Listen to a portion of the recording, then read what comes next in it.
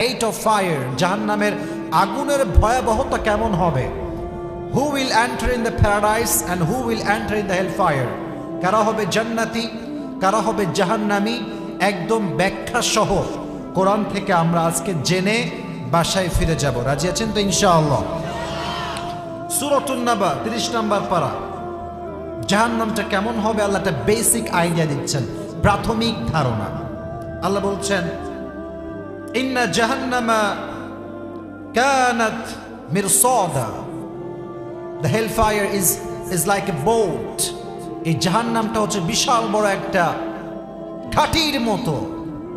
লিতাগিনা মাআবা, Allah says in this ayah, for the transgressors a place of return. জাহান্নামটা হচ্ছে যারা জিনাকার, বদকার, গুনাহগার তাদের জন্য থাকার একটা ঠিকানা। কতদিন থাকবে আল্লাহ তাও বলছেন।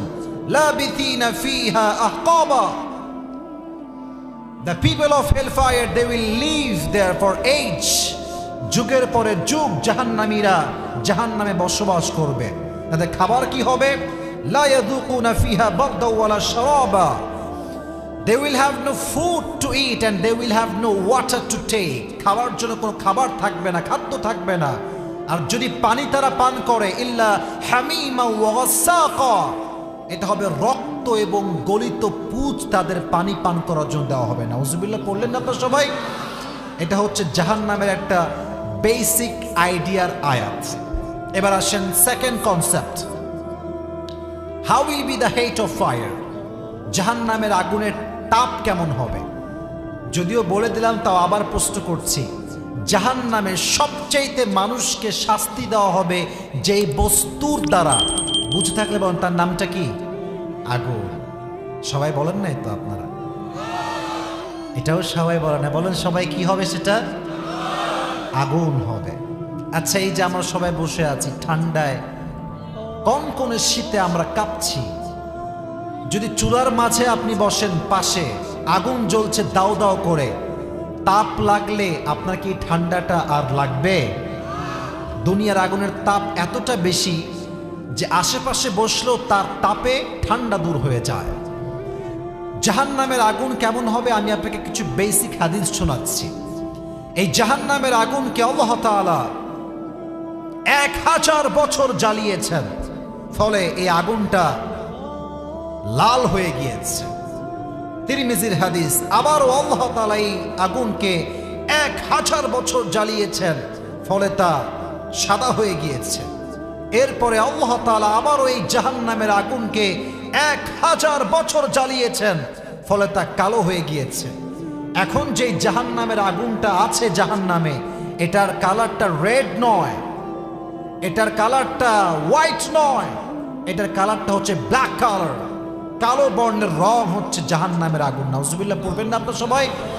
তাহলে হাদিসের কনসেপ্ট মাথা রাখবেন, কয় হাজার বছর মোট?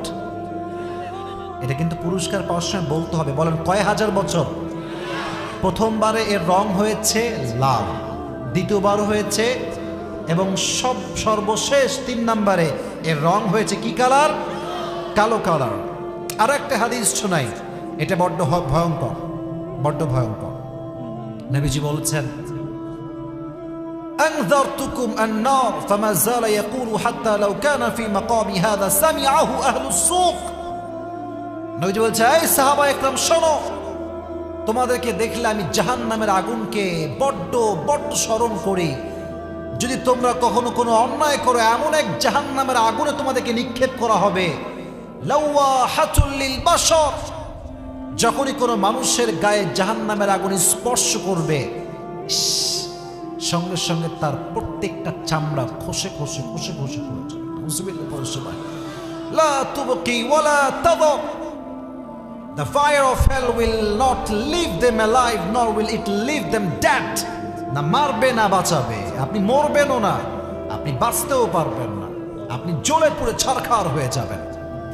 এবার নাস্তিকরা মুসলমানদের ব্রেইন ওয়াশ করে, বলে, এই কিরে তোরা বলিস যে আগুনে পুড়লে নাকি দেহের চামড়া খসে যাবে জাহান্নামের আগুনে, যদি চামড়া খসেই যায় তাহলে আবার শাস্তি কেমন করে হবে? বলেন তো, আসলে এই প্রশ্ন আছে না নাই?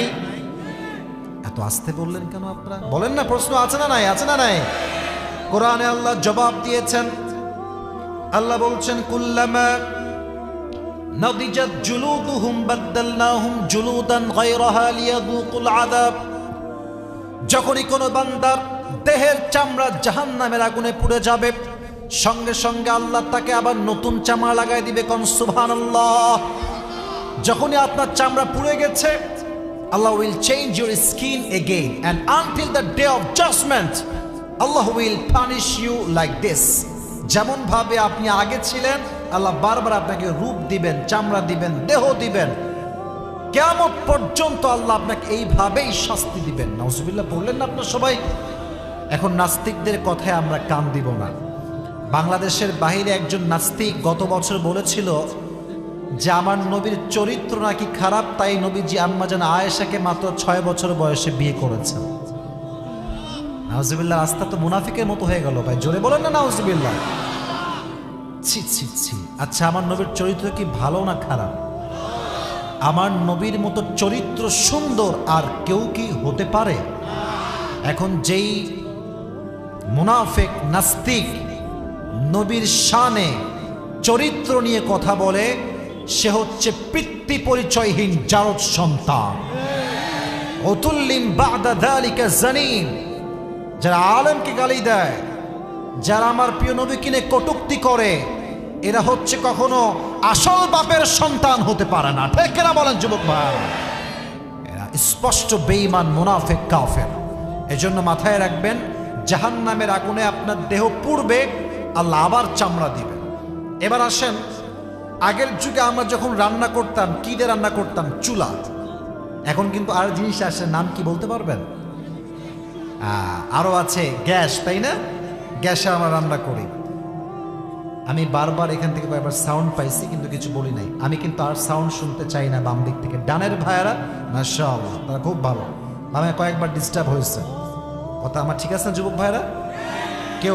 কেউ ডিস্টার্ব করবেন না। ধাক্কা ধাক্কি না। ওরা বসলে বসুক, না দাঁড়া থাক, সমস্যা নাই, বাট কোনো ডিস্টার্ব করে সাউন্ড করা যাবে না। তো আমরা যখন গ্যাসের চুলায় রান্না করি, দেখবেন রাতে ঘুমানোর আগে গ্যাসের চুলা আমরা অফ করি। কেন? এর কারণটা হচ্ছে, যদি ব্লাস্ট হয়ে যায়, পুরো পরিবারটা সেকেন্ডে, নিমিষে ধূলিসাৎ হয়ে যাবে সামান্য গ্যাসের আগুনে।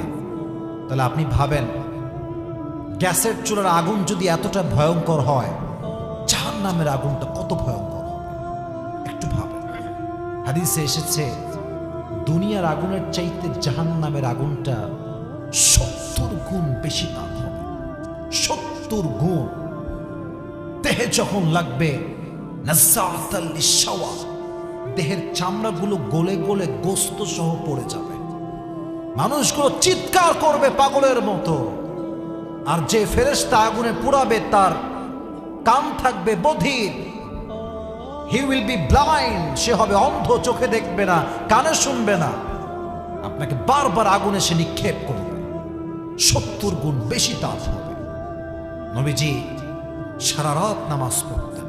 নবীর পায়ের গোড়ালি ফুলে যেত। নবী, হে আপনি এত নামাজ পড়ছেন?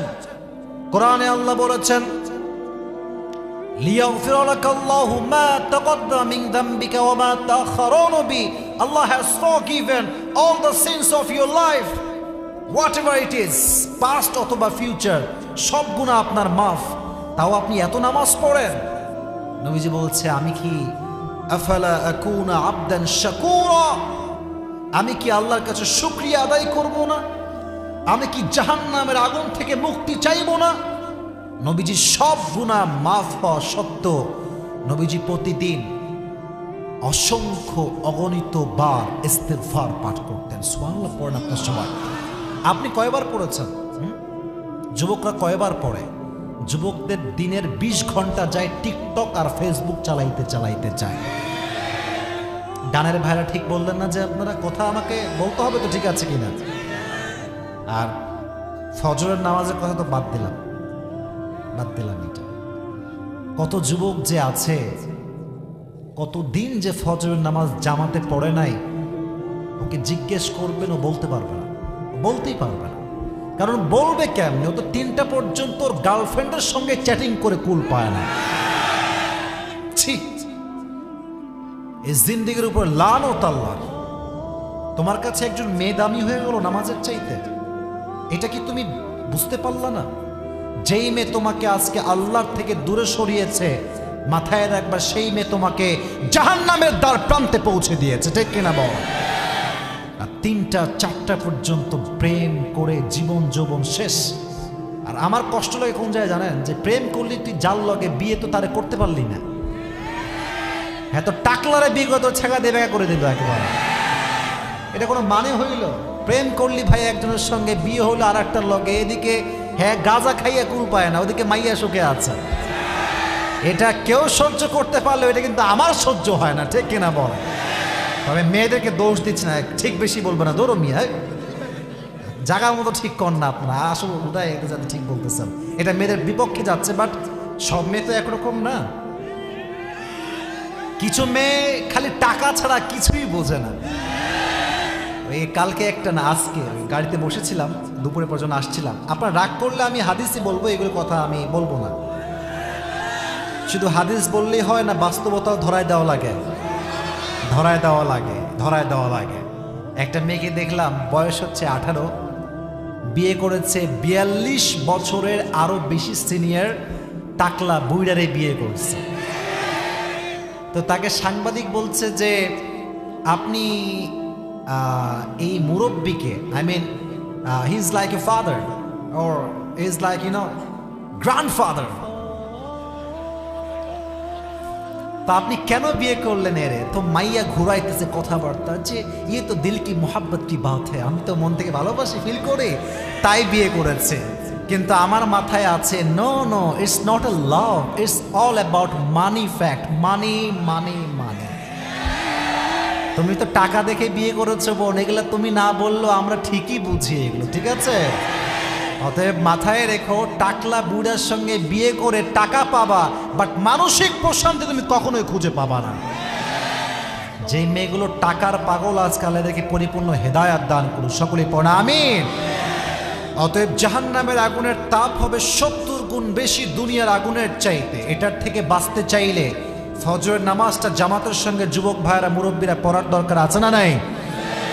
এবার আসুন 3 নাম্বার কনসেপ্টে আমরা যাই। মনোযোগ আপনাদের আছে সবাই? তাকবীর দেন সবাই মিলে, লিল্লাহি তাকবীর। এই যে আমি আগেই বলেছি, দিনাজপুরের মাটিতে ওয়াজ করে শান্তি আলাদা। দেখছেন আধা ঘন্টা ওয়াজ করছি, একটা লোক ডান বাম হয় না। একটা বক্তা যখন দেখে আমার শ্রোতে এত বেশি অ্যাক্টিভ, সে যদি 1 ঘন্টা ওয়াজ করার কথা বলে, সে 1.5 ঘন্টা কখন ওয়াজ করে সে টেরই পায় না, ঠিক কেন বল? আমি এরকম শ্রোতা পেলে বড্ড ভালো লাগে, আমার মনটা খুশিতে ভরে যায়।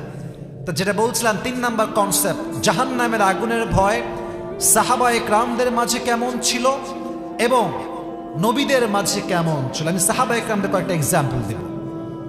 বলেন তো ইসলামের প্রথম খলিফার নাম কি? আবু বকর রাদিয়াল্লাহু তাআলা আনহু। অনেকে হয়তো জানেন না অথবা ভুলে গেছেন, আমি আবার বলছি, এটা মাথায় বসায় নেন। প্রশ্ন করছি, জবাব দিবেন জাস্ট মুখস্থ রাখার জন্য। ইসলামের প্রথম খলিফার নাম কি? আবু বকর রাদিয়াল্লাহু তাআলা আনহু। ওনার মাঝে জাহান্নামের আগুনের ভয় কেমন ছিল আমি একটা ঘটনা বলছি, হাদিস থেকে একটা ঘটনা উল্লেখ করছি। একদিন তিনি বাসায় এসেছেন তার স্ত্রীর কাছে। তো স্ত্রী বলছে, আবু বকর, ইয়া আমিরুল মুসলিমিন, আপনার কাছে একটা আবদার আছে। কি আবদার? বলছে আপনার সন্তানরা আজকে আবদার করেছে সারিদ খেতে চায়। সারিদ হচ্ছে আরব বিশ্বের the most expensive food in Arabic world. সবচাইতে দামি খাবার আরবের হচ্ছে সারিদ। যেমন আমাদের দেশের দামি খাবারের নাম হচ্ছে গরুর গোস্ত। এত দাম আজকে বেড়েছে গরুর গোস্তের যে মধ্যবিত্ত পরিবারের সন্তানরা মাসে একবারও গরুর গোস্ত মুখ দেখতে পায় না, ঠিক কিনা বলা? সারিদ হচ্ছে সেই রকম দামি একটা খাবার। তো বলছে, আচ্ছা আমাদের দেশের প্রধানমন্ত্রীর নাম শেখ হাসিনা। উনি যদি বলে যে গোস্ত খাওয়ার টাকা আমার কাছে নাই, আপনি কি এটা বিশ্বাস করবেন? উনি তো জাস্ট বাংলাদেশের একজন প্রধানমন্ত্রী, খলিফাতুল মুসলিমিন। এরকম বাংলাদেশের মতো কয়েকশো দেশের তিনি প্রধানমন্ত্রী। টাকা পয়সা কম থাকার কথা না বেশি থাকার কথা? বেশি, লজিকলি বেশি থাকার কথা। বাট উনি কি বলছে, একটু একটু হাদিসের শব্দগুলো একটু মনোযোগ দেন। বলছে বিবি নাই, আমি যে সারিদ খাওয়াবো তোমার ছেলেকে, টাকা নেই, টাকা নেই। বলছে কি বললেন এটা? আপনার খাজানায় কোটি কোটি টাকা পড়ে আছে, আপনি যদি একটু নিয়ে খাওয়ান আপনার কি সমস্যা হবে? বলছে অবশ্যই হবে। কেন? বলছে জনগণের টাকা আমি মেরে খাবো আর জাহান্নামের আগুনে আল্লাহ আমাকে পুরাবে, এটা আমি চুল পরিমাণ কখনো বরদাস্ত করতে পারবো না। সুবহানাল্লাহ পড়ে সবাই খবরদার, মাফ চাই, দোয়া চাই, মাফও চাই, দোয়া চাই, যাও। ঠিক 1 মাস পরে একদিন তিনি বাসায় আসছেন, তার বউ একটা প্লেট নিয়ে আসছে। বলছে ইয়া খলিফাতুল মুসলিমিন, এই নেন আপনার জন্য আমি সারিদ রান্না করে নিয়ে আসছি। বলছে আরে সারিদ তুমি কই পালা? আমি তো তোমাকে টাকা পয়সা কিছু দেই নাই, তুমি কোথা থেকে নিয়ে আসলে এটা? বলছে হে আমার স্বামী, আপনি যে প্রত্যেক মাসে আমাকে মান্থলি একটা হাত খরচের টাকা দেন, ওইটা বাঁচিয়ে বাঁচিয়ে আজকে আমি আমার সন্তানের আবদার পূরণ করবার জন্য সামান্য কিছু সারিদ বাজার থেকে ক্রয় করে নিয়ে আসছি। সবাই উনি প্লেটটা নিলেন, নিয়ে কয়েক চামচ মুখে নিয়ে খেলেন, খেয়ে সোজা সংসদে গেলেন। সমস্ত মজলিসের শুরার সদস্যবৃন্দ সবাইকে ডাকলেন, এমপি, মন্ত্রী, মেয়র, নেতা, পুলিশ সব ডেকেছেন এক জায়গায়। বলছে আজকে একটা ঘোষণা দিতে চাই। কি ঘোষণা? তোমরা আমাকে যে স্যালারি দাও প্রত্যেক মাসে রাষ্ট্রের পক্ষ থেকে, ওইটা আজ থেকে কমায় দাও।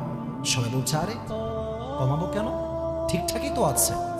বলছে না না, কমায় দাও। কেন? কারণ প্রমাণ হয়ে গিয়েছে এর চাইতে কম বেতন পেলেও আমি আবু বকরের সংসারটা আল্লাহ চালাই দিবে। সুবহানাল্লাহ বললেন না আপনারা? তোমরা আমাকে এত বেশি বেতন দাও যে আমার ওয়াইফ প্রত্যেক মাসের হাত খরচ বাঁচিয়ে সারিদ কিনেছে, এটা প্রমাণ করেছে আমার মাসের টাকা কিছু বেশি হয়ে যায়, তাহলে সে সারিদ কেমনে কিনলো? হিসাব মিলছে না, সারিদ কেমনে সে কিনলো? উনি সামান্য রাষ্ট্রের 1 টাকার জন্য কি চিন্তা করেছেন। আর আমাদের পুরো দেশটা চোর আর বাটপার দ্বারা ভরে গিয়েছে। এমপি হয়, এমপি হওয়ার জন্য হয় না, দেশের টাকা বিদেশের মাটিতে পাচার করবার জন্য অনেকে এমপির ভোটে দাঁড়ায়, ঠিক কিনা বল? এখন যদি কেউ বলে হুজুর আপনি কার বিপক্ষে বলছেন, না না না, আমি তো কারো বিপক্ষে বলি নাই। যদি কারো গায়ে লাগে তাহলে বুঝতে হবে চোরের মন পুলিশ পুলিশ। তুমি যদি মিয়া দেশের জন্য কাজ করো তাহলে তোমার গায়ে কথা লাগবে কেন? তুমি তো আমাকে অ্যাপ্রিসিয়েট করবো যে হুজুর আপনি হকের পক্ষে আওয়াজ তুলেছেন, ঠিক কিনা বল? যুবক ভাইয়েরা, তোমরা তো খুব আবেগী, তোমাদেরকে আমি খুব ভালো করেই চিনি। তোমরা যে কি জিনিস এটা যে বোঝে নাই, হ্যাঁ কিছুই বোঝে নাই। তোমরা খুবই আবেগী। যখনই একজনকে নিয়ে খুব মারামারি হবে, ছেলে পেলে ধুমাইয়া গালি দিবে। আবার যখনই একটু ভালো কাজ করে দিবে, ওয়াহ ইয়ার ইয়ে তো জান্নাত সে আভাগ করাই হ্যাঁ। সব ভুলে যায় আমরা, অতীত ভবিষ্যৎ সব ভুলে যাই। মাথায় রাখবেন যে যেই ফিল্ডের মানুষ, এটাকে মাইন্ডে নেবেন, and don't take it negatively and just take it seriously. খারাপভাবে না নিয়ে সিরিয়াসলি ভাবেন। যে যেই ফিল্ডের মানুষ তাকে সেই ফিল্ডে মানায়, অন্য ফিল্ডে মানায় না। মিয়া তুমি প্রফেশন তোমার একটা, তুমি কি ওইটা সামলাবা না দেশ সামলাবা? আর তোমাকে জনগণ ভোট দিয়েছে কেন? আবেগ, আবেগ কাজ করছে, বিবেক কাজ করে নাই। বাসটা খাবে পরে, এখন বাস খাবে না, পরে বাস খাবে। মাথায় রাখবেন, আমি প্রোগ্রাম করি পুরো দেশে। আজকে দিনাজপুর, কালকে যাব বগুড়া, আর একদিন যাব কক্সবাজার, আর একদিন যাব নোয়াখালী। পুরো দেশ আমি জার্নি করছি, একদিনও বাসায় থাকতে পারি না ঠিকঠাক মতো। যদি আমার কেউ যাবে রাজশাহী থাকেন, আপনাকে আমি রাজশাহীর এমপি বানায় দিলাম, রাজশাহীর ধস নামতে 1 মাসও লাগবে না। কথা ঠিক আছে কিনা যুবক ভাইরা বলেন? তা আমি কাজ করি এক ফিল্ডে, তুমি আমার এমপি বানায় দিলা, কি যে বাস খাবা, একটু ওয়েট কর। আমি এটা বলছি, আপনাকে মাইন্ড করবেন আমি জানি, বাট আমার কথা হচ্ছে এটা আমার লাল সবুজের পতাকা, এটা আমি যাত্রার হাতে দিতে পারবো না, ঠিক কিনা বলেন যুবক ভাই? এই জন্য মাথায় রাখবেন, দেশের টাকা মেরে খাবেন, জাহান্নামের আগুনকে একটু ভয় করবেন, একটু ভয় করবেন। এবার আসে আরেকটা ছোট্ট হাদিস শোনাই, ওমরে ফারুকের হাদিস। একদিন তিনি জুমার পূর্বে আমরা মেম্বারে দাঁড়িয়ে কি দেই, এত আস্তে বললেন আপনারা? কি দেই আমরা বলেন? খুতবা দেই। আচ্ছা, আমার দিকে একটু তাকান তো সবাই, ডানে বামে সবাই তাকান। এটা যে আমি পরে আছি এটা কি পাঞ্জাবি না জুব্বা? মাশাআল্লাহ, রাইট আনসার, জুব্বা। পাঞ্জাবি দেখবেন শর্টগুলো হয় এই হাঁটুর উপরে, আর লংগুলো হয় হাঁটুর একটু নিচে, বেশি লং কিন্তু হয় না। আর জুব্বা দেখবেন একদম টাকনু বরাবর আসে, একদম নিচ পর্যন্ত জুব্বা যায়। কেন বললাম? হাদিস বললে বুঝবেন যে কেন এই ব্যাখ্যাটা দিলাম। খুতবা দিচ্ছেন, হঠাৎ করে একজন দাঁড়িয়ে গিয়েছে মুসল্লির মাঝখান থেকে, ডাক দিয়ে বলছে, এ ওমর, এ ওমর, তোমার জুব্বা তো লম্বা কেন? কি হয়, তুমি কি রাষ্ট্রের টাকা মেরে খেয়েছো? নাউজুবিল্লাহ। আমি এই হাদিস যখন বলি, ওয়াজ মাহফিলে মাঝে মাঝে বলা হয় ওয়াজ করতে গেলে, আমি ভাবি যে এই কথা কাকে বলছে? অর্ধ জাহানের খলিফা, প্রাইম মিনিস্টার, আর রিয়াকশন কি? একটা মুচকি হাসি। তা আমি ভাবি যে প্রধানমন্ত্রী এই কথা শোনার পরে মুচকি হাসি দেয়, আর আমার দেশে চেয়ারম্যান, মেম্বার, এমপি, মেয়র, মন্ত্রী, প্রধানমন্ত্রী, ইয়ার ইয়ে তো বহুত দূর কি বাত। একটা নেতার চামচাকে যদি এ কথা কেউ বলে, ওর চামড়ার, পিঠের চামড়ার খুঁজে পাওয়া যাবে না। দাপট ভাব, হ্যাঁ, বাপের কয়েক টাকা আছে, একখানা R15 কিনছে, এমন ভাব মনে হয় বাপের রাস্তায় এটা এমনি বাইক চালায়। আছে না নাই? আছে না নাই? ছি ছি, এই যত সব ন্যাংটামি পুংটামি বাংলাদেশে আছে ভাই। আপনার বিল গেটসের নাম শুনছেন? পৃথিবীর সবচেয়ে ধনী মানুষ। আপনার দেখবেন এই বিল গেটস যখন বার্গার কিনতে যায় লাইন ধরে কিনে। আপনি দেখেন ফেসবুকে, আমি বানায় কথা একটাও বলছি না, একদম সিরিয়াল ধরে সামনের যুবক দাঁড়ায় আছে, হ্যাঁ তাকাই না তার দিকে, আরে কিসের বিল গেটস, ওর কাজ করতেছে। আর বাংলাদেশে যত সস্তা কন্টেন্ট ক্রিয়েটর আছে আর টিকটকার আছে, এদের উপরে যুবকরা দৌড়তেছে দৌড়তেছে দৌড়তেছে। এটা একমাত্র বাংলাদেশে আর কোথাও সম্ভব না। অন্য দেশের মানুষ স্বপ্নকে মূল্যায়ন করে, আর এই দেশের মানুষ সারাদিন কে কি আপলোড দিল কমেন্ট নিয়ে ব্যস্ত থাকে। আছে না নাই বলেন? কে কারে বিয়ে করলো, কে কারে কিলাইলো ধইরা, এই নে পাগলা। এর চাইতে সস্তা কাজ দুনিয়াতে আর কিচ্ছু হতে পারে না, ঠিক কেনা বলেন যুবকেরা? তো ওমর ফারুক মুচকি হাসি দিয়েছেন। তো এদিকে তার পাশে তার সন্তান ছিল, তার নাম হচ্ছে আব্দুল্লাহ ইবনে ওমর। তার নাম হচ্ছে ওমর, সন্তানের নাম আপনাদেরকে বলতে হবে আব্দুল্লাহ ইবনে ওমর। বলছে, ভাই আমি আপনাকে জবাব দিব। বাবার জুব্বা লম্বা কেন হয়েছে এটার জবাব বাবা নয়, আমি দিচ্ছি। জবাব হচ্ছে এইরকম, প্রত্যেক বছর রাষ্ট্রের পক্ষ থেকে আমি একটা জামা পাই, আব্বা একটা জামা পাই। এবছর যে জামা আব্বাজান পেয়েছে, জামাটা খুব শর্ট হয়ে গিয়েছে। আব্বা চাইলে রাষ্ট্রের পক্ষ থেকে আবার নতুন একটা জামা নিয়ে আসতে পারতেন। আব্বাজান ডাক দিয়ে বললেন, হে আমার সন্তান, আমি যদি রাষ্ট্রের থেকে আর নতুন জামা নেই, রাষ্ট্রের টাকা নষ্ট হবে, তুমি তোমার জামাটা নিয়ে আসো। আমি আমার বাবাকে জামাটা দিয়ে দিলাম, আমার জামা বাবার জামা একসঙ্গে হয়ে গেল। এবার আব্বা বলে, এই যাও দর্জিকে নিয়ে আসছো। দর্জি এসেছে, বলছে, এই দর্জি সাহেব, আমার জামা শর্ট, আমার ছেলে জামা এই যে, দুইটা জামা নেন, এই জামা দুইটা তালি লাগায় আমাকে দিয়ে দেন। সে বলছে, আরে আপনি প্রাইম মিনিস্টার, আপনি তালি দেওয়া জামা পরবেন? বলছে, আমি যদি আজকে চাই এই পৃথিবীর সবচেয়ে দামি জামা আমি পরতে পারবো, বাট আমি যাই করি না কেন আমাকে কেউ না দেখলেও দেখে একজন আওয়াজ দিয়ে বলেন, তুমি কে? পারবো না আমি করতে, বানাও। পট্টি দেওয়া জুব্বা পরে আছেন, এই কথা তার সন্তান ডাক দিয়ে বলছে, ভাই আব্বাজান তালি দেওয়া জুব্বা পড়েছে, বাট ওমর এমন কোন সন্তান নয় যে রাষ্ট্রের টাকা মেরে খাবে, ঠিক কিনা বলেন যুবক ভাইরা?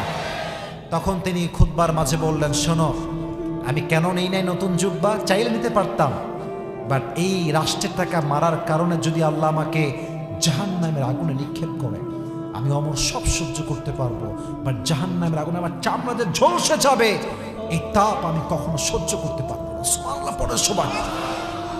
ভয় কাকে বলে? হিসাবের ভয় কাকে বলে? 1 টাকা নয়, দেশ থেকে 1000 টাকা পাচার হয়, আপনি জানেন? আপনার খবর আছে কোনো? আপনি তো ঘুমাচ্ছেন, টিকটক চালাচ্ছেন, সারাদিন শেয়ারিং চলতেছে, আপনার কোনো খবর নাই। আপনার হাজার কোটি টাকা ব্যাংক থেকে আজকে লুট করে মানুষের হক নষ্ট করা হচ্ছে, ঠিক কেনা বলেন যুবকেরা? তাদেরকে জাহান্নামের আগুনের ওয়াজ শোনাবে কে? কে শোনাবে, কে বুঝাবে? আল্লাহ এদেরকে হেদায়াত দান করুন, সকলেই পড়েন আমিন। এটা হচ্ছে সাহাবা একরামদের মাঝে জাহান্নামের আগুনের ভয় ছিল। এবার আসলে আমরা আর একটা কনসেপ্টে যাই, তবে একটা প্রশ্ন করি আপনাদের নলেজ চেক করবার জন্য। আশা করছি আপনারা সঠিক জবাব দিবেন, তবু একটা ব্যাখ্যা আমি এর পরে দিব। বলেন, জাহান্নামে পুরুষের সংখ্যা বেশি হবে না নারীর সংখ্যা বেশি হবে? আরে বাপ, খুব মজা লাগছে বলতে, তাই না, যে নারীরা যাবে জাহান্নামে। আরে বাপ। তবে এখানে একটা বিষয় বুঝতে হবে, এটা হয়তো অনেকে ভুল বোঝেন আপনারা, ওলামা একরাম এটা আমার সাথে আরো ভালো বুঝবেন, যারা সিনিয়র আছেন তারা। জাহান্নামে কাদের সংখ্যা বেশি হবে এই ক্ষেত্রে দুই রকমের হাদিসই আছে। কোন হাদিসে আছে নারীরাই হবে সবচেয়ে বেশি জাহান্নামী, কোন হাদিসে আছে পুরুষরাই হবে সবচেয়ে বেশি জাহান্নামী। অতএব ঢালাও ভাবে সব নারী জাহান্নামে যাবে, আমরা চালাইয়া বেহেশতে যাব, এটা ঠিক না। যার যার আমল অনুযায়ী শেষে জান্নাত পাবে, শেষে জাহান্নাম পাবে। তবে হ্যাঁ, একটা বিষয়ে শিওর থাকেন, জাহান্নামে যাওয়ার সবচাইতে বড় কারণ হচ্ছে একটা, ইয়াতাসাআলুনা আনিল মুজরিমিন মা সালাকাকুম ফি সাকার ক্বালু লাম নাকু মিনাল মুসাল্লিন। কিয়ামতের ময়দানে সবাইকে, everyone will be asked about their সালাহ। প্রত্যেক মানুষকেই নামাজ সম্পর্কে জিজ্ঞেস করা হবে, আর যতজন জাহান্নামে যাবে সবার জবাব হবে একটা, যে আমি জাহান্নামে এসেছি এর প্রথম কারণ আমি নামাজি ছিলাম না। নাউজুবিল্লাহ পড়লেন না আপনার সবাই? একটা সবচাইতে বড় কারণ, এর চাইতে বড় কারণ পৃথিবীতে আর কিচ্ছু নাই। অনেকে দেখবেন শুধু জুমার দিন আসে, বাদ বাকি দিনে রে হারি কেন্দ্র খুঁজে পাওয়া যায় না। আপনার ঠিক বেঠিক বলবেন না? আছে না? আছে না? আছে। কখন জুমার দিন কখন আসে জানেন? আজানের সময় আসে না, ওয়াজের সময়ও আসে না, আরবি খুতবার সময়ও আসে না। যখন একদম একামত দেওয়া শেষ, আল্লাহু আকবার দিয়ে দাঁড়ায় গিয়েছে, কেরাত শেষ, রুকুতে যখন যাবে লুঙ্গি খুলে যাচ্ছে, বাঁধতে বাঁধতে দৌড় দিয়ে আসছে। আর যখন সালাম, রাগটা করছেন নাকি আপনারা? যখন সালাম ফিরাই দিবে, আসসালামু আলাইকুম, আসসালামু আলাইকুম, যেই সালাম এটা ফিরাবে বামের দিকে, ওর আগে লুঙ্গি তুলে দৌড় মারবে। আছে না? আছে না? আছে না? আছে না? আর সবচেয়ে বড় আফসোসের বিষয় যুবক ভাইরা, কথা একদম বুঝে ঠিক বলবা, এই বাটপার গুলো মোড়ের চায়ের দোকানে বসে আলেমদের নামে বদনাম করে বেড়ায়। এই জন্যই ঠিকই বলে যে ওরে বাটপার। এটা কি একটা অবস্থা। আর চায়ের দোকানে দেখবেন কালকেও এগুলো, এই যে আমি ওয়াজ করলাম না, কালকেও বদনাম হবে, এই কোন হুজুর এসেছিল, কি ওয়াজ করে গেল এগুলো। কিন্তু যে কইবে এইটা, এই পেশাব করে পানিও নেয় না। এই জন্য মাথায় রাখবেন, ওপরে ফিটফাট, যার ভেতরে সদরঘাট, তার 2 পয়সা দাম আমাদের কাছে নাই, ঠিক কেনা বলেন যুবক ভাইরা? তো যেটা বলছিলাম, নামাজ হবে সবচাইতে বড় জাহান্নামে যাওয়ার কারণ। নামাজের গুরুত্ব কত বেশি বলেন তো? আমাদের ইসলামের সবচাইতে ঐতিহাসিক খলিফা যিনি, তার নাম একটু আগেই বললাম ওমরে ফারুক, আর প্রথম ছিলেন যিনি, তার নাম ছিল কি? আবু বকর। আপনারা সবাই কি চান যে মদিনায় একবার যাবেন? চান সবাই? ইনশাআল্লাহ। ইনশাআল্লাহ আসতে বললে কিন্তু আল্লাহ কবুল নাও করতে পারে, বলেন না ইনশাআল্লাহ? আপনি একটা হাদিস শোনায় আপনাকে, বান্দা যখন মন থেকে কিছু চায় আর বলে যে এটা আমি পূরণ করব ইনশাআল্লাহ, আল্লাহ বলছে ও নিয়ত করেছে ঠিক আছে, বাট ও যে ইনশাআল্লাহ বলে আমার দিকে ইচ্ছাটা ফিরাই দিল, আমি আল্লাহ ওর ইচ্ছা কবুল করে নিলাম। মানে মাঝে মাঝে বান্দার ইচ্ছাটাও যখন বান্দা আল্লাহর দিকে দিয়ে দেয় যে আল্লাহ দিলেই যাবো ইনশাআল্লাহ, আল্লাহ বলে বান্দা তোর দায়িত্ব তোর নয়, আজকে তোর দায়িত্ব আমি নিয়ে নিলাম। সুবহানাল্লাহ পড়ে সবাই। তো এই মদিনা মসজিদে নববীতে নামাজ যিনি পড়তেন, তার নাম ছিল ওমরে ফারুক রাদিয়াল্লাহু তাআলা আনহু। একদিন তিনি বসে আছেন, একজন অগ্নি উপাসক আসছে, আগুনের পূজা করে, এসে বলছে, ওমর, আমার যিনি মালিক আছে তিনি আমার কাছে প্রত্যেক দিন 6 দিরহাম চার্জ করে, আমি একজন গোলাম, এটা দেওয়া খুব কষ্টকর হয়ে যায়, তুমি একটু কমায় দাও আমার জন্য। বলছে, এই ভাই তুমি কি বানাও, তোমার চাকরি কি আমাকে আগে বলতে হবে? ওই অগ্নিউপাসক বলছে, ওমর আমি ছুরি বানাই, চাকু বানাই। চাকু নাম শুনছেন সবাই, চাকুর, চাকু বা ছুরি। বলছে তাই নাকি? এটাকে আরবিতে বলা হয় খঞ্জর। সবাই বলেন দেখি, এটাকে বলা হয় কি? খঞ্জর। বাংলাতে আমরা বলি চাকু বা ছুরি। বলছে তাই নাকি, তুমি ছুরি বানাও? মদিনায় তো কেউ ছুরি বানাতে পারে না, তুমি তো একমাত্র মানুষ যে চাকুর ব্যবসা করে। আর এই চাকুটা কেমন? আমার হাতের দিকে দেখেন চাকুটা কেমন। মাকবাদাতুহু ফি ওয়াসাতি, হ্যান্ডেলটা হচ্ছে মাঝখানে, ডানেও চাকু বামেও চাকু, বিশাল লম্বা চাকু। তো ওমর বলছে, তোর যে ভাই 6 দিরহাম চার্জ হয়, এটা আরো বেশি হওয়া দরকার, কারণ তুই লাখ লাখ টাকা ইনকাম করিস। এই কথা শুনে সে বলছে, ও তাই, আমি তো মুসলমান না, তাই সবার বেলায় নরম আর আমার বেলায় গরম, তাই না? দাঁড়াও, তোমার কি করতে হয় আমি দেখতেছি। সোজা কোনো কথা ছাড়াই বাসায় ফিরে গেছে। সারা রাত ওমরকে হত্যা করার প্ল্যান করেছে, যে ওমরকে আমি কেমনে হত্যা করতে পারি। মাথায় প্ল্যান আসছে যে আমি চাকু বানাবো এবং ওমরের সোজা পেট বরাবর আঘাত করে আমি তাকে হত্যা করব। যেই প্ল্যান সেই কাজ। সারা রাত ধরে সে চাকু বানিয়েছে। যখন ফজরের আজান হয়ে গিয়েছে, ইমাম সাহেব যখন নামাজ আদায়, তার নাম হচ্ছে ওমর ফারুক রাদিয়াল্লাহু তাআলা আনহু, এসেছেন। দাঁড়িয়ে বলছেন, সফু সুফুফাকুম, এই সাহাবা ইকরাম দাঁড়াও, কাতার সোজা করো, একদম কাঁধে কাঁধ মিলিয়ে দাঁড়াও। ওই মুনাফিক চলে আসছে, একদম চাদর মুড়ি দিয়ে। অগ্নি উপাসক, সে কিন্তু মুসলমান নয়, জাস্ট ওমরকে হত্যা করবার জন্য ফজরের নামাজটা পড়তে এসেছে। আমার দিকে তাকান, আমরা শীতকালে কি মুড়ি দেই? দিনাজপুরের বিরলের ভাড়া বলেন, কি মুড়ি দেই? চাদর। সে চাদর দিয়েছে কেমনে? চাদর আমার নাই, থাকলে বুঝাইতাম। চাদরটা এমনি ঢেকে, যেমন মেয়েরা নেকাব পরে না, নেকাব দেখবেন যে এই নাক বরাবর নেকাবটা ওঠে, আর নেকাবের এটা এই কপাল পর্যন্ত, ভুরু পর্যন্ত আসে।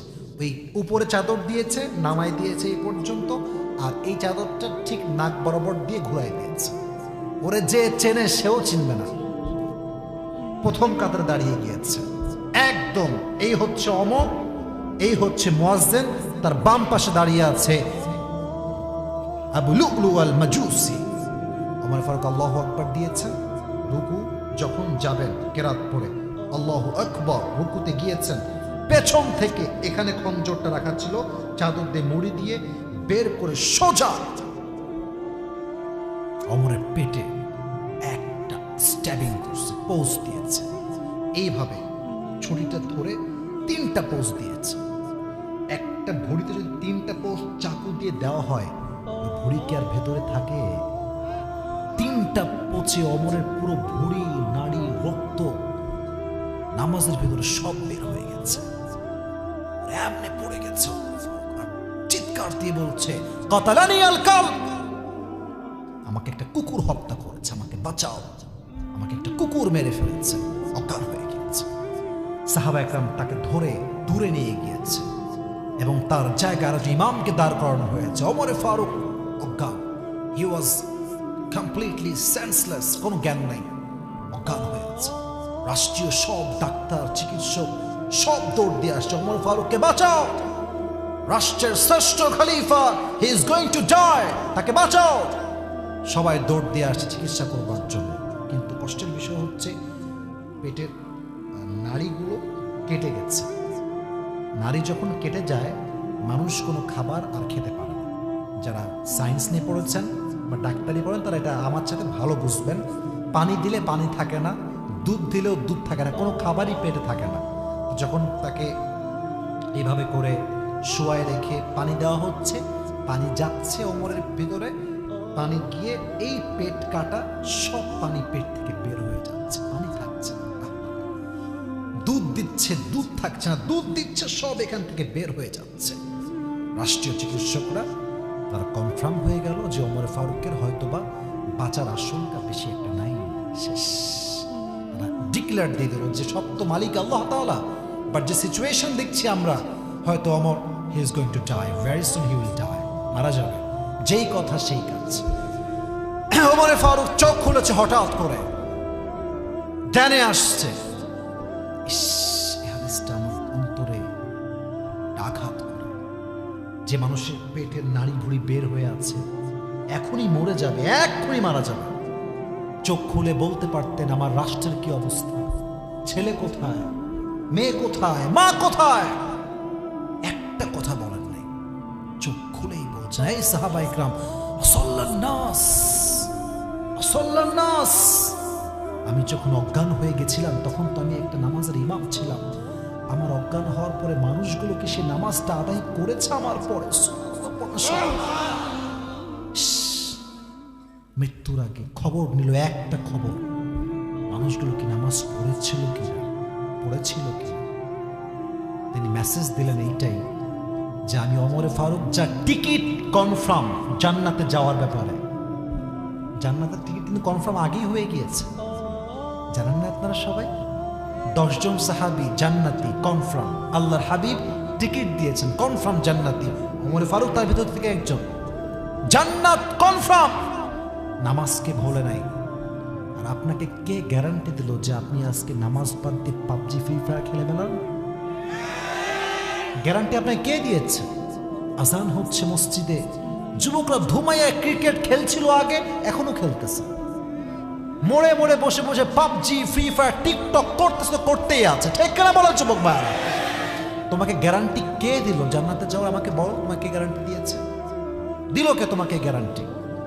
সর্বশেষ প্রশ্ন বলেন, আমাদের প্রিয় নবী যখন মারা যাবেন, নবীজির জীবনের সর্বশেষ শব্দ ছিল কি? হাদিসটা মনে পড়ে গেল, বলবো সবাই কোন দিলে বলা যাবে ইনশাআল্লাহ। আপনারা কি ঠান্ডায় বিরক্ত হয়ে গেছেন আমার উপরে? ইনশাআল্লাহ আমি আপনাদেরকে অনেক ভালোবাসি। দিনাজপুরের মানুষকে আমি এই 1.5 বছর থেকে চিনি। দিনাজপুরের মানুষের সবচেয়ে বড় বৈশিষ্ট্য হচ্ছে এরা ওয়াজকে খুব বেশি ভালোবাসে, ঠিক আছে না যুবক ভাইয়েরা? নবীজি যখন মারা যাবেন, যেই দিন মারা যাবেন, জিবরাইল আসছে নবীজির দরজায়, ইয়া রাসূলুল্লাহ আপনি কেমন আছেন? নবীজি বলছে, জিবরাইল আলহামদুলিল্লাহ ভালো আছি, কিন্তু আমি খুব জ্বরে আক্রান্ত, খুব জ্বর, আর মাথায় প্রচন্ড ব্যথা, ডান বাম হতে পারছে না, এতটা জ্বর আমার। নবীজি জ্বরে আক্রান্ত, কাতরাচ্ছেন কষ্টে। জিবরাইল বলছে, নবী ছোট্ট একটা কথা বলতাম, পারমিশন লাগবে আপনার। বলছে বলো, সমস্যা নেই বলো। নবী গেটের বাহিরে একজন গেস্ট এসেছেন, মেহমান, আপনার কাছে আসার জন্য পারমিশন চাই। বলছে নিয়ে আসো আমার কাছে। এসেছে, এসেই বলছে আসসালামু আলাইকা ইয়া রাহমাতাল লিল আলামিন। ও নবী আপনাকে আল্লাহ সালাম দিয়েছেন, আমিও আপনাকে সালাম পেশ করলাম। যে সালাম দিয়েছে সেকেন্ড টাইম, সে কোনো সাধারণ ফেরেশতা নয়, সে হচ্ছে মালাকুল মউত। আল্লাহু আকবার। নবীজি বলছে মালাকুল মউত কেন আসছে? জিবরাইলকে বলছে। তো জিবরাইল বলছে নবী তাকেই বলেন কেন আসছে? তো সে বলছে নবী হে, আমি তো কোথাও একা একা যাই না, নিজ ইচ্ছায় যাই না, আমাকে পাঠানোর মালিক তো এক সত্তা, তিনি কে? আল্লাহ আমাকে পাঠিয়েছেন নবী। তবে নবী আল্লাহ কিন্তু আমার একটা কথা বলছে আপনাকে বলার জন্য। বলছে কি বলো? আল্লাহ বলছেন যে নবীকে গিয়ে বলবা, নবী আপনি কি যেতে চান নাকি চান না? যদি যেতে চান নিয়ে যাব, যদি বলেন যে আমি যেতে চাই না, তুমি আমার পেয়ারা হাবিবকে ওখানে রেখে আবার ফেরত চলে আসবে। এগুলো শুনলে না মানে এই ভেতরে হার্টবিটটা ধুকধুক করে আমার। আচ্ছা আপনার সবাই পাকিস্তানের একজন টপ ফেমাস স্কলার, বড় একজন আলেম, তারিক জামিল নাম শুনছেন আপনারা সবাই? ভালোবাসি মানুষটাকে আমি, যেহেতু আমি কওমি মাদ্রাসায় পড়াশোনা করেছি লম্বা সময়, উর্দু ভাষা আমার কাছে প্রায় বাংলা ভাষার মতোই, পড়তেও পারি, লিখতেও পারি, পরিপূর্ণ টোটালি বুঝতেও পারি। তো ওনাকে আমি খুব শুনি, ওনার বক্তব্যে একটা প্রভাব আছে। মনে রাখবেন আলেম হচ্ছে সবচেয়ে বড় আলেম সে আলেম যার কথা শুনলেই দিনের পথে ফিরে আসতে মনে চায়। ওনার কথা শুনলে আমার দিনকে ভালোবাসতে মনে চায়। উনি এই হাদিসটাই, লম্বা হাদিস তো, আমি তো রাত যেহেতু গভীর প্রেসাইজলি বলছি, এই হাদিসের এই অংশে উনি একটা বাক্য বলেছিলেন যেটা আমি মাঝে মাঝে বলি। উনি বললেন যে जिस इंसान के पास मौत भी पूछ कर आती है कि मैं आऊं या ना आऊं, मैं उस इंसान से मोहब्बत ना करूं तो किससे मोहब्बत करूं। এর অর্থ হচ্ছে উনি বললেন, যেখানে যেই ব্যক্তির কাছে মৃত্যুটাও পারমিশন চায়, may I come in sir, আমি কি আসবো, আমি সেই নবীকে ভালো না বাসলে মেসি এবং নেইমারকে কোন বিবেকে আমি ভালোবাসবো? ঠিক কিনা? আমার আদর্শের জায়গায় তোমার প্রিয় নবী মুহাম্মদুর রাসূলুল্লাহ সাল্লাল্লাহু আলাইহি ওয়াসাল্লাম। নবীজি এ কথা শুনে একটু মুচকি হাসি দিলেন। আমাদের এখানে অনেক যুবক ভাইয়েরা ডানে বামে মুরব্বীরাও আছে, যুবকরাও আছে। মনে করেন 10 জন ফ্রেন্ড বিরল থানার মাঝে বসে গল্প করছে, এই চল আমরা এই মাসে জানুয়ারি মাসে শেষের দিকে কক্সবাজারে যাব। 10 জন বন্ধু বসে আছে। 10 জন বন্ধু বসে থাকলে কিন্তু সবাই সবার বেস্ট ফ্রেন্ড হয় না, এক একজনের বেস্ট ফ্রেন্ড এক একজন। তো একটা পরামর্শ হচ্ছে, দেখবেন যে যার বেস্ট ফ্রেন্ড সে তারে বলে, মামা তুই যাবি নাকি মামা? তো বেস্ট ফ্রেন্ড যদি বলে সিগন্যাল, ইয়েস মামা আমি যাবো, বলে আর আমিও যাবো। তাহলে ঠিক কেন বলেন যুবক ভাই? তো নবীর যিনি বেস্ট ফ্রেন্ড ছিলেন তিনি হচ্ছেন জিবরাইল আলাইহিস সালাতু ওয়াস সালাম। সুবহানাল্লাহ পড়লেন না সবাই? নবীজি এবার চোখ তুলে জিবরাইল দিকে তাই বললেন, জিবরাইল তুমি কি বলছো, আমার কি করা দরকার, তুমি বলবা যা তাই আমি করব। জিবরাইল বলছে, নবী আমার মন বলে যে আল্লাহ আরশে আজিমে আপনাকে এক পলক দেখার জন্য অপেক্ষায় আছে, আপনার সাক্ষাৎ আল্লাহ চায়, গেলেই মনে হয় ভালো হয়। নবীজি বুঝে গেলেন যে আমার যাওয়ার সময় হয়তোবা ঘনিয়ে এসেছে। সঙ্গে সঙ্গে তিনি বললেন, এই না আয়েশা, আমার বউ আয়েশা কোথায়, আমার কাছে আসো আয়েশা। যখন আয়েশা নবীর কাছে আসছে, বলছে, আয়েশা তোমাকে না আমি কয়েক টুকরা স্বর্ণের টুকরা দিয়েছিলাম, কোথায় স্বর্ণগুলো? বলছে আছে, যত্ন করে রেখে দিয়েছি নবী, কি চান বলেন? নবীজি বলছে, এখন এই মুহূর্তে সব স্বর্ণগুলো আল্লাহ রাস্তায় দান করে দাও, এক্ষুনি দান করে দাও, এক্ষুনি। তো আয়েশা একটু বউ তো একটু হিটলারি না করলে মন ভরে না। তো বলছে, নবী একটু রেখে দেই, কাজে আসবে আমার কাজে, মাইন্ডে নেবেন না, জাস্ট মজা করার জন্য বললাম, রেখে দেই, আমার কাজে আসবে, ফাতেমার কাজে আসবে। নবীজি বলছেন, না না খবরদার, রিজিকের মালিক কে? দান করে দাও সব। কারণ আমি নবীজি আল্লাহর কাছে এমন অবস্থায় যেতে চাই যখন আমার কাছে এক চুল পরিমাণ কোনো সম্পদ ছিল না। সুবহানাল্লাহ পড়েন সবাই। যারা আপনারা এসেছেন আজকে মাহফিলে, আমরা বেশিরভাগই মনে হয়, মানে আমি সহ আমরা সবাই আমার মধ্যবিত্ত পরিবারের সন্তান সবাই, আবার অনেকে গরিবও আছে। তো আফসোস করবেন না ভাই, ছোট্ট হাদিস বলি, গরিব যারা হবে, অর্থ সম্পদ যাদের কম হবে, কিয়ামতের দিন এদের হিসাব সহজ হবে। সুবহানাল্লাহ একটু পড়তে হবে তো মন করে। কিয়ামতের দিন একজন মুরব্বীকে ডাকা হবে, মুরব্বী তো না, সবাই তো যুবক হয়ে যাবে, বাট যে মুরব্বী দুনিয়াতে ছিল তাকে ডাকা হবে, বলবে আপনার হিসাব না হবে, এদিকে আসেন, এদিকে আসেন, হিসাব না হবে আপনার। সে খেপে যাবে, এই কিসের হিসাব, যা টাকাই ছিল না তার হিসাব কিসের রে?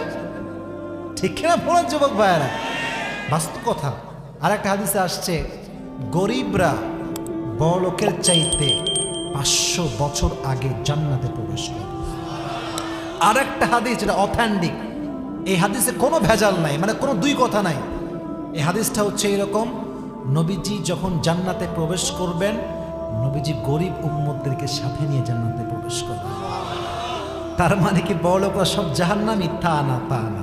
বড়লোক যে তার কথায় আমানতদার, ইমানদার, ব্যবসায় সৎ, মিথ্যা কথা বলে নাই, সৎ ব্যবসা করেছে, সেও নবীর সঙ্গে জান্নাতে একসঙ্গে প্রবেশ করবে। সুবহানাল্লাহ পড়ে সবাই।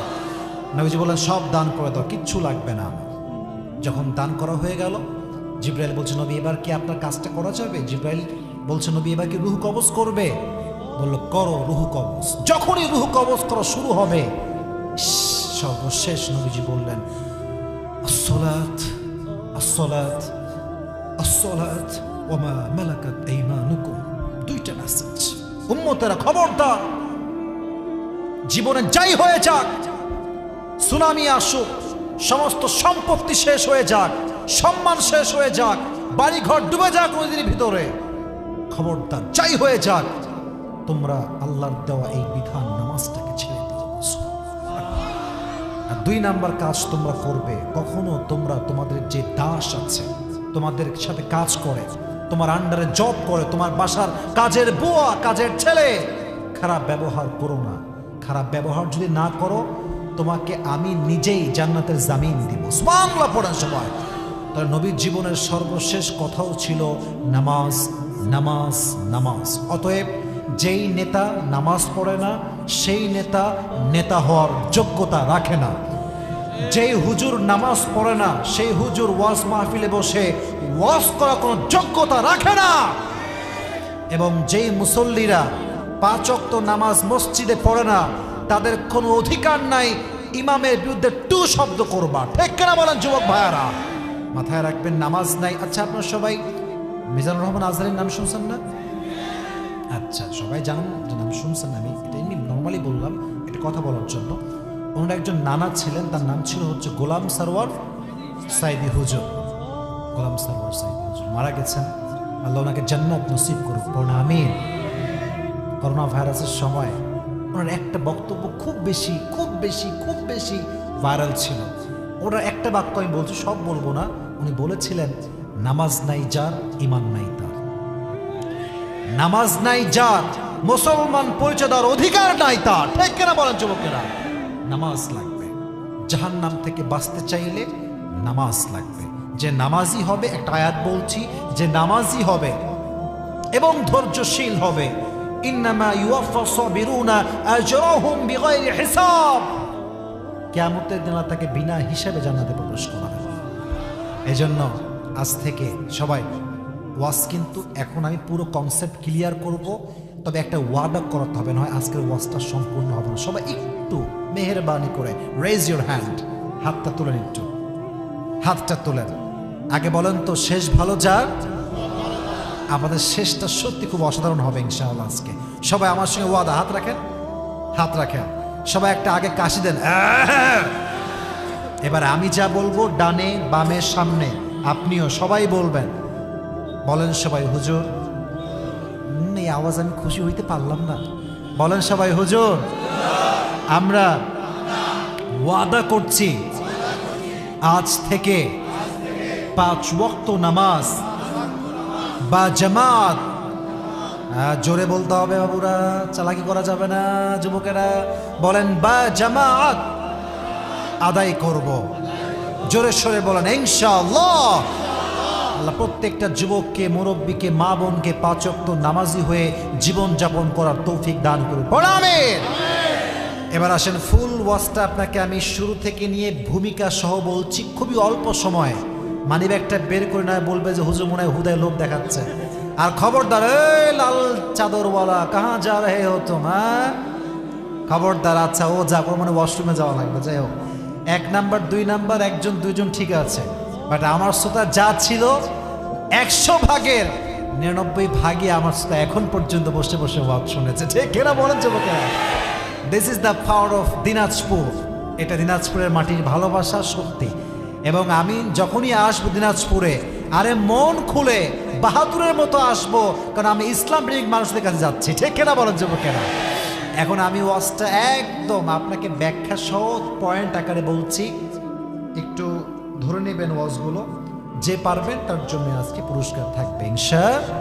এবার আসেন, আজকে ওয়াজের মূল সেন্ট্রাল থিম বা সাবজেক্ট ম্যাটার, মূল আলোচ্য বিষয় কি ছিল? জাহান্নাম। বলেন, কি ছিল? জাহান্নাম। এটা হচ্ছে মূল আলোচনার বিষয়বস্তু। 4টা বিষয় আমরা ধাপে ধাপে কথা বলেছি। প্রথম, জাহান্নামটা কেমন হবে, কয়েকটা আয়াত বলেছিলাম। আপনাকে ফুল মাথায় রাখতে হবে না, 2-1টা ট্রান্সলেশন মাথায় রাখলেই হবে। বলেছিলাম, ইন্না জাহান্নামা কানাত মিরসাদা, the hellfire will be like a boat. জাহান্নামটা হবে একটা বিশাল বড় ঘাটির মতো। যারা নামাজি ছিল না, সুদখোর, ঘুষখোর, এদেরকে জাহান্নামে জায়গা দিবে একজন, তিনি কে? আরো বলেছিলাম, জাহান্নামে যারা যাবে তারা যুগের পরে যুগ জাহান্নামে বসবাস করবে এবং জাহান্নামীদের খাবার থাকবে না। আর যে পানি দেওয়া হবে, এটা হবে রক্ত এবং পুজের পানি। নাউজুবিল্লাহ পড়লেন না আপনারা সবাই? এটা ছিল জাহান্নামের একটা basic knowledge about the hellfire, that how will be the hellfire look like. জাহান্নামটা কেমন হবে এটার বেসিক আইডিয়া আল্লাহ সূরা নাবা এর ভিতরে দিয়েছে। 30 পারার 1 নম্বর পৃষ্ঠা। সূরার নাম হচ্ছে সূরাতুন নাবা। সূরাটার নাম কি বলেন? নাবা। এটা গেল প্রথম সাবজেক্ট, প্রথম কনসেপ্ট। 2 নম্বরে ছিল জাহান্নামের আগুনের শাস্তি। এটা জাহান্নামের আগুনটা যে হবে, এই আগুনটা কেমন হবে? কালো রং হবে। মারহাবা আপনারা সবাই। তবে হাদিসটা শুধু কালো বললে কিন্তু শেষ হবে না, ঠিক আছে? হাদিসের 3টা স্টেপ আছে। প্রথমে বলেছিলাম 1000 বছরে কি হয়েছে, পরের 1000 বছরে, তারপরে কি হয়েছে? কালো। মাশাআল্লাহ। আরেকটা হাদিস বলেছিলাম, নবীজি বলতেন, এই সাহাবা একরাম, জাহান্নামের আগুনকে বড্ড তোমাদের জন্য ভয় পাই, কারণ এই জাহান্নামের আগুন যখন দেহের চামড়াতে স্পর্শ করবে, চামড়াগুলো কি হবে? খসে খসে পড়ে যাবে। অতএব জাহান্নামের আগুনের তাপ কম হবে না বেশি হবে? এবং তাপ কত বেশি হবে তাও বলেছিলাম, দুনিয়ার আগুনের চাইতে জাহান্নামের আগুনের তাপ কত বেশি হবে? মাশাআল্লাহ, এই হচ্ছে আমার শ্রোতা। মারহাবা বলেন আপনারা সবাই। এটা হচ্ছে জাহান্নামের আগুনের ভয়াবহতা। 3 নম্বর কনসেপ্ট ছিল সাহাবা একরামদের মাঝে জাহান্নামের আগুনের ভয় কেমন ছিল। 2 জন সাহাবীর নাম বলেছি, খুবই সহজে বলেছি। প্রথম ছিলেন কে? আবু বকর সিদ্দিক। মাশাআল্লাহ। 2 ছিল কে? ওমর ফারুক রাদিয়াল্লাহু তাআলা আনহু। হাদিসগুলো একদম প্রেসাইজলি জাস্ট মেসেজটা বলছি। আবু বকর শাড়ি কিনতে চাইলে কিনতে পারতেন, বাট কেনেন নাই। ভয়টা কিসের? জাহান্নামের আগুনের ভয়। কেনেন নাই, বরং তার যে বেতনটা ছিল ওইটা আরো বাড়াই দিয়েছেন, তাই না? বাড়াইছেন না কমাইছেন? আর ঘোষণা দিয়েছেন জাহান্নামের আগুনের ভয় যারা আছে সে রাষ্ট্রের 1 পয়সা মেরে খাওয়ার কোনো সুযোগ পাবে না। ঠিক না বলেন? নাম্বার 1 হাদিস আবু বকরকে নিয়ে জাহান্নামের আগুনের ভয় কেমন ছিল। 2 নম্বর হাদিস ছিল ওমর ফারুক রাদিয়াল্লাহু তাআলা আনহুকে নিয়ে। তিনি একবার মেম্বারে দাঁড়িয়ে কি দিচ্ছিলেন? শুনি নাই, বলেন কি দিচ্ছিলেন? তো একজন দাঁড়িয়ে বলল, ওমর তোমার এটা কি? এটা জুব্বা এত ঝুল কেন, লম্বা কেন? তো তার সন্তান বলেছিল, চাইলে নতুন জুব্বা কিনতে পারতেন, বাট আমার জামা আর বাবার জামা 2টা মিলে কি দিয়েছেন? তালি দিয়ে পড়েছেন। কেন? জাহান্নামের আগুনের ভয়। যদি চাইতেন কিনতে পারতেন, বাট রাষ্ট্রের টাকা মেরে খেলে জাহান্নামের আগুনে পড়াবে আল্লাহ তাআলা। ঠিক কিনা বলেন যুবক ভাইয়ারা? উনি নতুন জুব্বা কিনেন না। এই ছিল জাহান্নামের আগুনের ভয় সাহাবা একরামদের মাঝে কেমন ছিল। এটা কয় নাম্বার বিষয় গেল? 3 নাম্বার। বলেন কয় নাম্বার? সর্বশেষ বলেছিলাম যে জাহান্নামীদের সংখ্যা যা হবে বেশিরভাগ কাদের হবে? বাট এখানে একটা কনসেপ্ট ক্লিয়ার করেছিলাম যে নারীও যেমন জাহান্নামী এক সংখ্যাতে হাদিসে বেশি আছে, আর এক হাদিসে আছে কি আছে? পুরুষদের সংখ্যাও বেশি হবে। বাট জাহান্নামে যাওয়ার সবচাইতে বড় কারণ হবে একটা, সালাত। বলেন এটার নাম কি? এটা কি টমেটো সালাদ নাকি ভাই? নামাজ। এটার নাম কি? নামাজ। নামাজের ক্ষেত্রে আমি কোন লম্বা হাদিস বলবো না, এখন 2টা কথা বলবো। ওমর ফারুক যখন মারা যাবেন, যখন শেষ হায়াত, চোখ খুলেই তিনি একটা শব্দ বলেছিলেন। শব্দটা ছিল কি? সালাত, নামাজ। মানুষগুলো কি নামাজ আদায় করেছে? যখন তারা বলল করেছে, তখন ওমর ফারুক শান্তির সঙ্গে প্রশান্তি নিয়ে কালেমা পাঠ করলেন, আল্লাহর কাছে তিনি ফিরে গেলেন। সুবহানাল্লাহ পড়েন সবাই। এবং সর্বশেষ হাদিস ছিল আমার প্রিয় নবীজির সর্বশেষ শব্দ ছিল 2টা বিষয়। 1 নাম্বার, বলেন না কেন, ভয় পাচ্ছেন না কেন, বলেন আবার বলেন, ছিল কি? আসসালাত, নামাজ। 2 নাম্বার বিষয় ছিল তোমাদের যে গোলাম আছে, স্টাফ আছে, দাস আছে, কাজের বুয়া আছে, যেই হোক, তোমার কোম্পানির স্টাফ হোক, তোমার দোকানের স্টাফ হোক, তোমার যে বিল্ডিং আছে বিল্ডিং এর কোনো কর্মচারী হোক, কারোর সঙ্গে খারাপ ধমক দিয়ে কথা বলা যাবে